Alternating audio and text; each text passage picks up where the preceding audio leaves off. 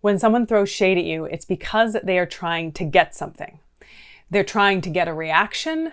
They're trying to get you to feel hurt, usually because they are feeling hurt and they're trying to offset their own hurt by thinking that hurting someone else is going to make them feel better. And not only that, they also like to offset their own drama on to other people. So if they are feeling dramatic, they're feeling kind of emotionally out of sorts, they like to project those emotions, kind of offset and kind of almost like give those emotions and put them on someone else so that they can feel all the drama as this sort of attempt to resolve the drama within them so that they can feel better, which doesn't actually really work. And it's kind of messy and complicated, but that's just what human beings tend to like to do. Instead of dealing with their own stuff, try almost like here, take my drama and like now you deal with it. Instead of managing their own minds and emotions from the inside out.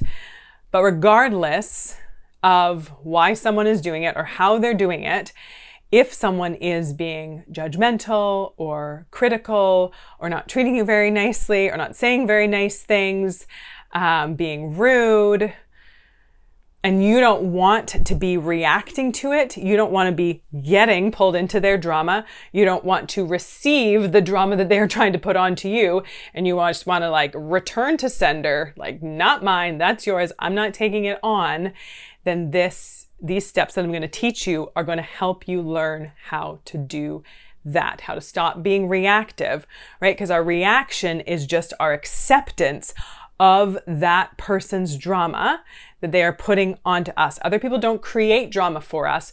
We create our own drama for ourselves based on our thoughts about their drama. You see how that works? So what do we do about it? The first thing to do when you are feeling reactive, when someone has said or done something that you don't like, that you don't want them to do, that doesn't feel good, the first step is to take a deep breath.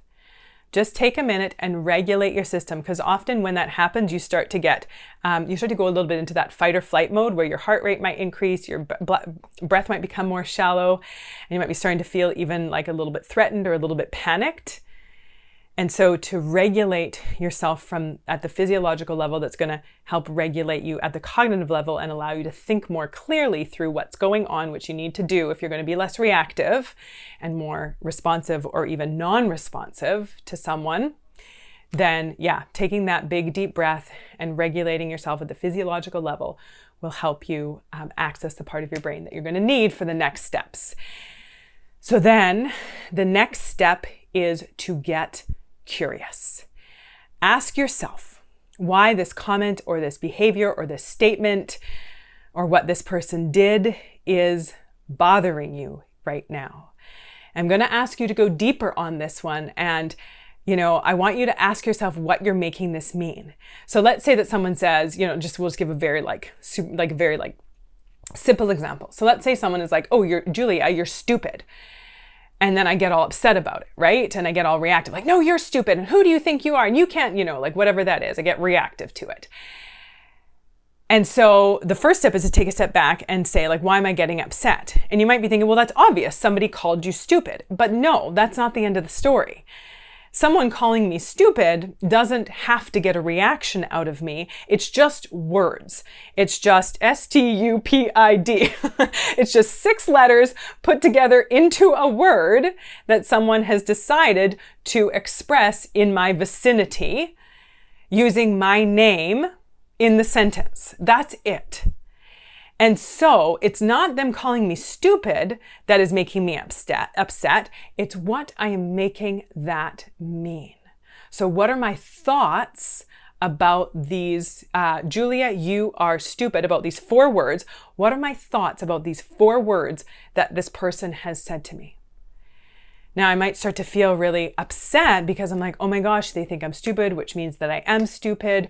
I knew it, and they're right all along and whatever. So then I'm going to get all upset about it. Or I'm going to have thoughts like, how dare they say these things to me? They have no right to say these things to me. Who do they think they are? And then I'm going to get myself all angry about it. So just asking yourself, there's no right or wrong answer here. Just get curious about it. Why am I upset by this? What am I making this mean? So someone tells you that your choice is selfish. Someone comments on your body size or weight. Someone tells you that you didn't organize the cupboard in the most efficient way. What are you making that mean? What are your thoughts about that? And what feeling is that creating in you? Are you feeling hurt? Are you feeling angry? Are you feeling discouraged? Are you feeling disappointed? Not because of what they said, but because what you are making that mean about you. So get really curious. Why is this sentence, these words, why are they bothering me right now? And then the next step is to manage your own thoughts about it. So now that you've gotten clear on what thoughts have made you feel whatever it is that you're feeling, the reactive kind of triggered feeling, now that you know what your thoughts are about that, now you get to decide what you want to think about it on purpose.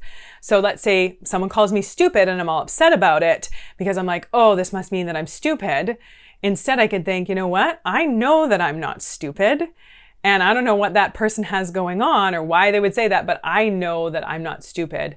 And what I think about me is more important than what they think about me. So, I'm okay. And so just deciding what you want to think about whatever it is that the person said. And then the next step is to decide what you want to do about it.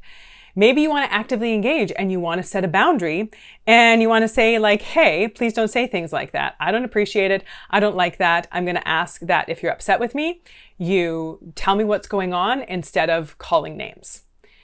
Right? So you can set that boundary and you can make that request. You can say, I don't like it when you do this.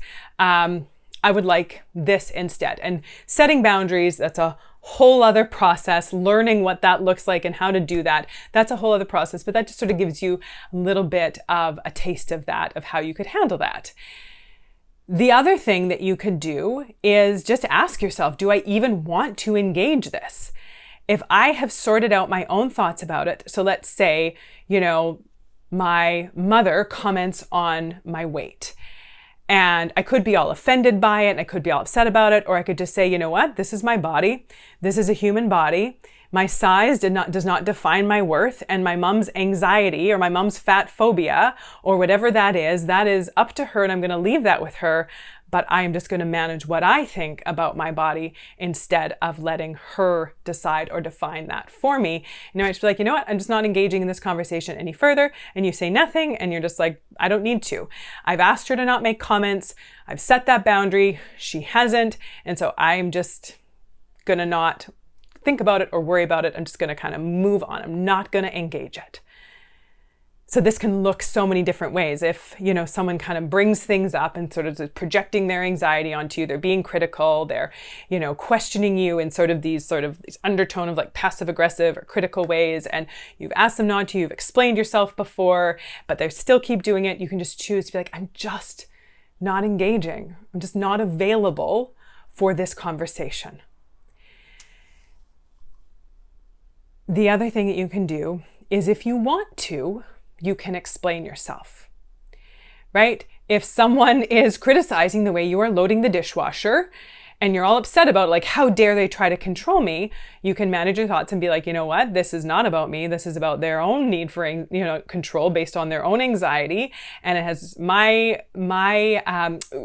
dishwasher loading strategies do not mean anything about me as a human being, just whatever they have going on. So manage your own mind around it. And then you can decide if you want to have a conversation about it and be able to say, I want the space to be able to load the dishwasher the way that I want to load it. And this is the way that I'm doing it. And this is why I'm doing it this way. And kind of just going to ask you to back off about that. Or you can be in charge of loading the dishwasher. or whatever that is, being able to say, this is why I'm doing it this way. This is why I'm making this decision for whatever that is. If someone is criticizing your choice of career change or to go back to school or your parenting decisions, you can, if you want to, you can explain it to try to help them understand. But there will be certain relationships and people in your life who, no matter how much you explain it, they will be committed to misunderstanding you. And there's really not a whole lot you can do. So asking yourself, is it worth the energy to explain my choice or my decision or whatever it is that they're throwing shade on? Do I need to explain it? And that's totally up to you. And in some relationships, like I said, that is going to be appropriate.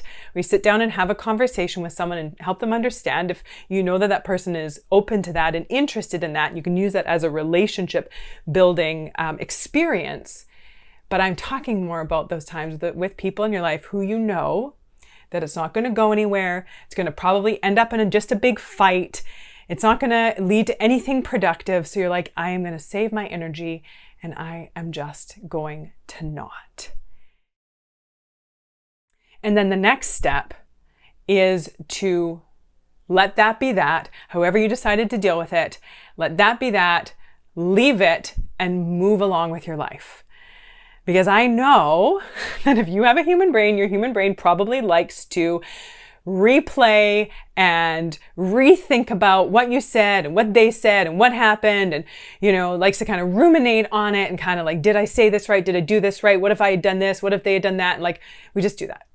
Let's just put it out there that our human brains like to do that, but you're going to consciously choose to not. You're going to be like, this is done. This is dealt with. I am moving on now. I'm going to keep on with my life. So just watch your brain. If your brain tries to go down and replay everything and kind of second guess yourself, just don't. Just say, not today, brain. We're not doing this today. And move along. Now, if you had an interaction with someone where they did manage to kind of get under your skin and you didn't use your skills, you didn't use your mind management skills, and you did get caught up in their web, and you did get pulled into their drama, and it did become a whole thing, and you said something, you did something that you're like, that wasn't my finest moment, that's not how I wanted to handle that, I have the skills, I didn't use them, not my most shining moment. Okay, so then what do I want to learn from that for next time? How do I want to do something different next time? That's when it's going to be helpful to look back on the experience and reflect on it, not ruminate on it. See the difference? We're not ruminating on it. We're not going around unnecessarily like, why did I do that? Oh my gosh, I'm so pathetic. Why did I let them get to me? Why did I get pulled into that? Oh, why can't I handle this? Why do these things always happen? That's not helpful. Because you're not actually even answering the questions. You're just asking yourself a bunch of questions that are not really questions. They're just judgments laced in or sort of disguised as questions, making yourself feel terrible, not helpful. So reflect on and not ruminate on. So reflecting is like, okay, I noticed at this point, I got triggered, and then before even thinking, my mouth just went off.